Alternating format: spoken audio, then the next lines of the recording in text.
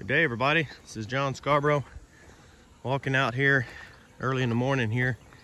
Got my couple heifers in here, a couple of young heifers grazing this driveway in here. There's 7 of them in here, I think.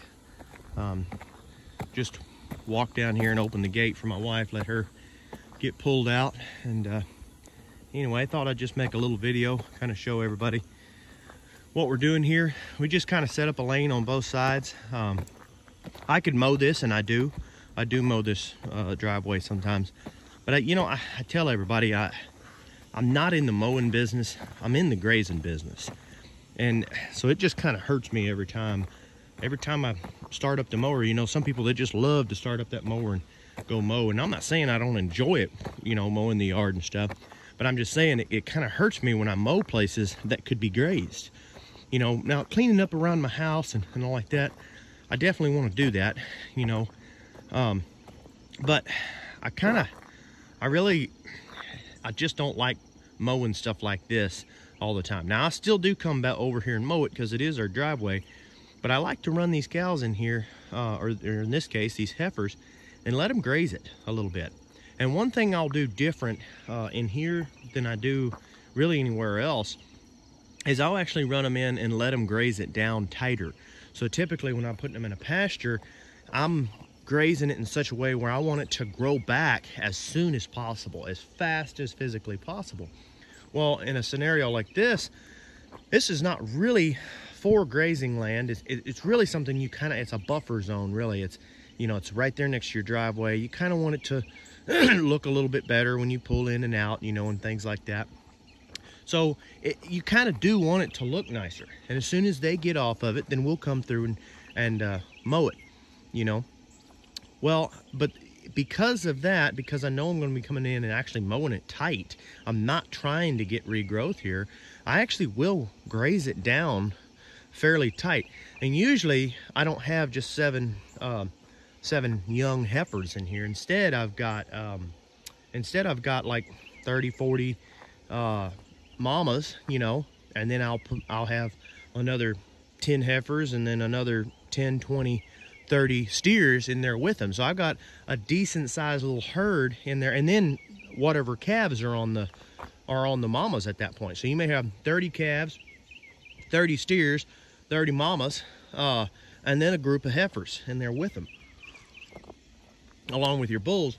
So you put them in here on the driveway, and they ain't gonna be in here but a couple hours. They're not gonna be in here long before they graze that all the way down. So typically when you graze down low, there's 2 reasons you don't graze low.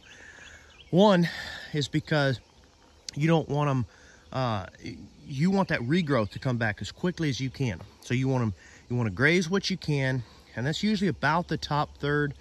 Sometimes you can go about the top half. You can go all the way down to half. It depends on how fast your grass is growing. If it's not growing real fast in the other pastures, sometimes I'll take it down to about half.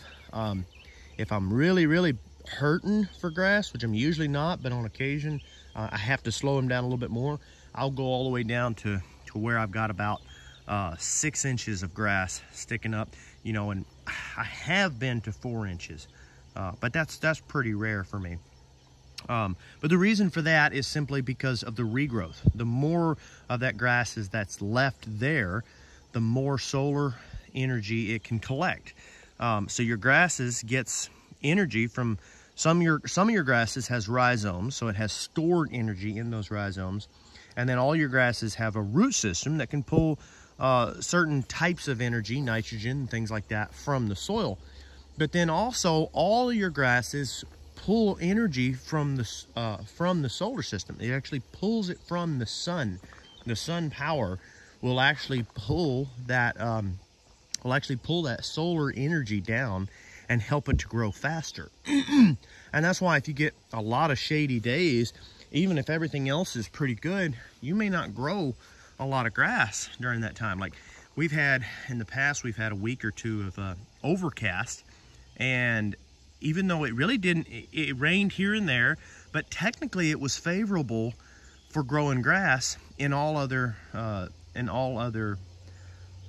manners. I mean, it was humid, it was hot, it was You know, we had a little splash of rain here and there. It wasn't too much rain. And everything was really good for growing grass, but it was a continual overcast for like 2 weeks. Well, I really noticed the slowdown on the grass, and it's just because the sun was never really hitting that leaf. So that solar energy, the collection of solar energy for your grasses, is really a lot more valuable than a lot of people realize. They automatically think, seems like a lot of people automatically think nitrogen, nitrogen, nitrogen, nitrogen. They're not thinking about all the other little things that are involved, and the big thing they're not thinking about is solar energy. You know, it's literally an energy source that's just there. It's just there. We don't have to pay for it. We don't have to do anything for it. It's just there. The only thing we have to do with solar energy is harvest that solar energy, you know. So just keep that in mind. The longer your solar leaf, the bigger the collector. You know, it's like if you were out in the desert and the only energy source you had was your ability to collect, to harvest energy from the sun. Well, you're going to want as many solar panels as you can get out there, you know. So you got to kind of think about that for each blade of grass. You want each blade of grass to be as long as you want. So I kind of got off on a little bit of a tangent on that one. Like, that's the first reason why we typically do not graze down low. And then the second reason is a very important reason as well. It's because all the parasites typically range, they're all in the dirt, but they range between about 0 and 3 inches up the plant, okay? Because they're all in the soil. Like on the bare dirt, the closer you get to the dirt, the more of them they are. You know, they're all in the manure that they're pooping out.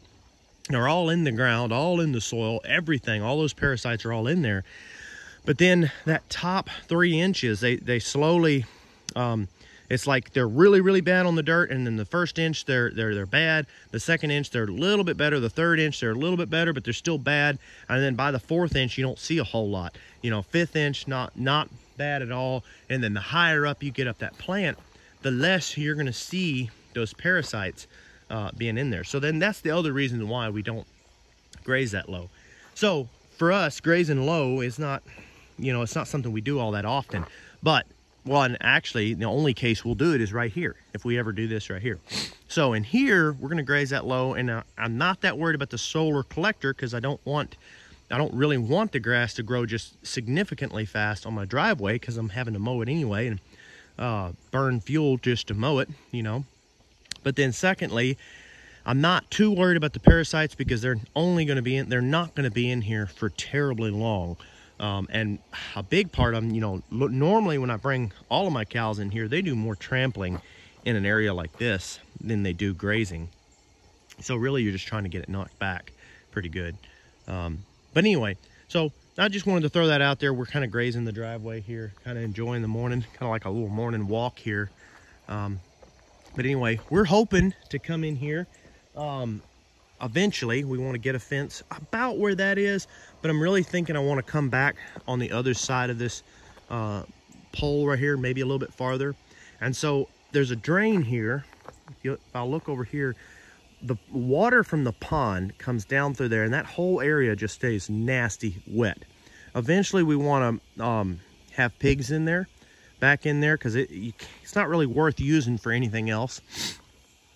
So we're actually getting pigs soon, so we're hoping to run hot wire and get them in there. But then the water comes down and it goes through there, and then it comes through a culvert and under the driveway, comes out right there. But it's pretty much a drop off right here, okay? And when I look at that culvert, it's one of those old metal culverts, and it's kind of starting to already get worn out.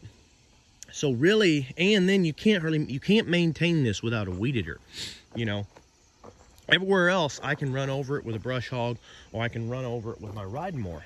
So what I'd like to do before I build my fence, I really would like to dig out that culvert, since I know it's only got about another 5 years before it washes out. You know, it's almost gone. It's starting to get rust on the bottom. And as soon as the bottom starts to give way under there, it's really already starting to get there. Then that water starts to wash underneath it, and then before you know it, the culvert drops away, and then it could be dangerous. And the thing is where we live on our property, I mean, we'd pretty much be trapped in here. I mean, obviously I can get out, you know, but I'm not going to be having an easy flow I'm definitely not going to be bringing a cattle trailer through here, you know, and my wife's car is not going to get through here. So we're just going to have to pretty much have something parked up on the road. I mean, it's just a bad situation. Plus, if that ever gives way while you're on it, that could be dangerous. So that's not something I want to have. So what my thought is I'll go ahead and dig that out, bring it all the way out, and bring it past this point. Now, I'll have to spend a little bit more money on a culvert and get it all the way out to in there, right? You know, all the way back a good ways. And that way I can fill that in with dirt, bring the dirt around there, and make this, and then bring the fence somewhere in there, okay? And then that way I can mow all of this. I can keep all of this managed. And if I go ahead and build my fence now, and I build it to all of that, and then, you know, 3 to 5 years later, I got to come back through here, tear out my fence all the way back up, and then it's sitting in the wrong place. Some of those types of things, if you're getting ready to build a place, you want to think about. You want to give it some thought, like, okay, not just what do I want right now, what do I need today, but instead, what do I want in the future? What will I be wanting? Is this something I need to hold off on, or is it something I need to go ahead and do? Because we could have already built this fence. We've got all the material to do it, and, you know, because we're planning on putting a cross fence through here. So we could have already built this fence, but we haven't done it because of that right there. You know, that's the biggest reason we haven't done that. We got a guy coming to do our driveway. We're hoping to get that done this year. We didn't get it done so far because we've had such a wet summer that we just really wanted this to be dry. So now I'm hoping he can fit me in and come in here and get to work on this driveway, and then we can get all of this fixed. But that's kind of what we wanted to do. We wanted to wait until after all of this was done. We bring that culvert out, you know, and then we can actually bring this out here and everything. And this is just, this little creek here is literally only my pond. It's nothing else. It doesn't go any farther on the land. I mean, obviously it goes down to other creeks, but it feeds into other creeks, but it comes from my pond. It's just runoff from the pond. That's it. And that's, you can tell that's a decent amount of runoff that comes out of that pond. So what I actually considered doing there is to actually, from the end of that culvert, have that drain into like a little lagoon right in here. And we can use that for a watering source for the cattle there. And I don't know how big I'll go. I may go all the way back into there somewhere and cut out a few of them trees. And anyway, that's just a thought. I'm still thinking about it. I'm not sure if I'm gonna do that or not. That's something that can come after, you know, once that culvert's there, that can come later. In fact, that culvert will already kind of start doing a little dip out, because that's kind of what water does when it comes out like that, especially if you bring it up a little bit higher. If you the higher you go with it, the harder the drop and the more it will swoop out like that. I've actually seen places where it will naturally form a lagoon of its own, fairly large little lagoon, because of the height of the culvert placement. And if you don't want it to wash out as bad, then you bring it down farther, closer to level with the ground. But anyway, so I just wanted to throw that out there, a little quick thing of what we're wanting to do on the driveway eventually, and kind of explain why we don't have our fences yet. Hopefully help some people along the way if they're getting ready to build their own place. Don't necessarily get into a huge rush. It's okay if you have the ability to run some temporary wire like this or something. It's okay to do stuff like that. It's okay to do some temporary stuff here and there, because that can really help you to see what you want. When we first moved here, we were so busy along the way, we really didn't know for sure what we wanted. I hadn't been here long enough to see everything that I wanted here and how I wanted to do it. If we would have built this fence immediately, got into a rush and hurried up and built it, then it would have just been there, and I wouldn't want to tear it all the way out and like that. So, you know, I would have just kind of been stuck with what I built, or at least for quite a few years, you know. So just keep that in mind. It's okay to wait for a little bit and figure out what you want. And it's kind of the same, I'm seeing that now, kind of the same with a house. Like, because I lived in a camper, the same camper we have now. I lived in that before I met my wife, well, before I got married. You know, lived in that when I was traveling, welding and everything. And got a chance to kind of see how I want to live, but not too much, you know. And then I moved out of that later after we got married and everything. And after a little while, then I finally moved out of that and moved in to my own, me and my wife moved into a house that we had bought, the house that we owned right across the road there that we sold. And we lived in that for a couple of years. And then we moved back into our camper, and we're in there now. There's the camper right now, right there. And we moved back into that so that we can, you know, and then we're going to build our house. And of course, obviously, as everybody knows, COVID hit and prices went through the roof. And anyway, so long story short, it's been a little bit difficult on that, but we're definitely still making it there. So, but anyway, so the point is about the house thing is kind of the same scenario that we we got a chance to live in a couple different areas and a couple different scenarios, a couple different ways, and that helped us to really understand what we want in a house. So now when we build a house, we're going to be able to build that house in a way that we really, that's more suited to us. And if we would have gotten in a rush and just hurried up and bought the first thing out the door, and I'm not saying that's a problem, it can be an investment, and then you can turn around and sell that investment. So it's not necessarily the wrong way to do it by any means. It's just something to give some thought to. You know, it's not always about getting into a rush. It is about the journey, because the journey is what has taught us kind of how to do certain things the way we want to do those things. Like, for instance, my shop here, I have been able to pretty much turn that shop into exactly what I wanted as a shop. Now, I'm sure eventually I'll find something that I wish I would have done different. You know, everybody says, I wish I would have done that different. But so far, I have found nothing that I wish I would have done different. Every single aspect, every little tiny thing about that shop is perfectly suited to me. Perfectly suited. Now, some people, it may not be for everybody, but for me, it's perfectly suited. I see no flaws in it at all. And the reason is I didn't rush into it. And I've been fortunate. I've had other shop areas and all like that. But the main thing is I guess the whole point I'm trying to make with that is, don't think to yourself that you're wasting time just because you're not immediately having every single thing that you've ever desired in your whole life. Okay, don't think to yourself that that's what's going on. You know, you're not necessarily going backwards just because you haven't immediately gotten what you wanted. Okay, in some ways, in some scenarios, you're actually going forward because it's called the journey. You know, you're actually learning what you want. You're learning what you need, what specifically suits your needs, you know. So another example of that is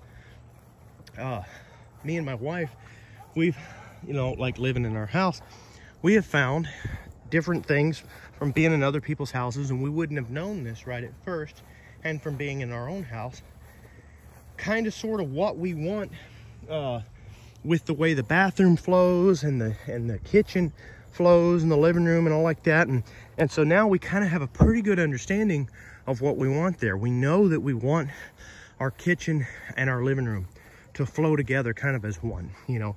And we know that we want a large walk-in closet that potentially, in my opinion, and she talks the same way, I would be okay if the I'm losing my chain of thought here, if the closet was the same size as the bedroom. Okay, and that doesn't mean that the closet is absolutely massive. That means that I'm okay with the bedroom being a little bit smaller in order to grow the closet. And because really, my bedroom, I want my bed to be in there. I want it to be cool at night while I'm sleeping, and me and her agree on that, so that's nice. And I want it to be dark as it can get, you know. So cool, dark, quiet. That's how I want my bedroom. And so to suit those needs, and then, you know, I like a nightstand. I like a little nightstand. I can put my my basic things, my belt, things like that there, my phone, and things like that. But other than those basic items, I don't need everything. I don't need everything in my bedroom. A lot of my clothes can go in there, and so it can go inside of my closet. So really, I got to thinking about it, and now I know that what I really want is just a medium-sized bedroom, big enough for a nice bed, a comfortable area to be around that's not tight or uncomfortable, you know, big enough to put a few things in here and there. But I don't necessarily need to put all of my clothes in there. I really, why, in my opinion, why have half of my clothes in my closet and the other half in my bedroom? So what we know we want, because of all those things, is we know that we want, obviously, a big closet that connects right to the bedroom. Okay, and then I want it to be big enough that I can put all of my clothes in there, you know. And the other thing that I know is I don't like walking all the way across the house for laundry after you've gotten your laundry. So I actually want my laundry room to be semi-close to where I put my clothes. But I also don't want my laundry room right up against my my bedroom, because I don't want to have to hear a washer or dryer at night, because I know that my wife likes to put a load in before it's time to go to bed. So the easy solution for that is to have my laundry room connected to my walk-in closet, and then you walk through the walk-in closet and walk into my bedroom, you know. And so I know that I want that. I know that that's kind of sort of what I want. And the real point I'm trying to make with this little offshoot, what I'm saying is that it's okay to wait. The journey is okay. It's never, when people say it's not the destination, it's the journey. The reason, one of the biggest reasons is, A, you can enjoy the journey quite a bit, and B, the journey is what teaches you how you want to be when you get to that destination. Okay, so just keep that in mind, that you can learn so much through the journey if you'll just sit back and enjoy it, if you'll just watch it and see how you want things to play out, how you want things to work. So anyway, guys, don't forget that. I hope everybody has gotten some value out of this video. Kind of just long and drug out, but anyway, it's just a nice good morning walk for sure. So anyway, guys, thanks for listening to me. Don't forget to like and subscribe.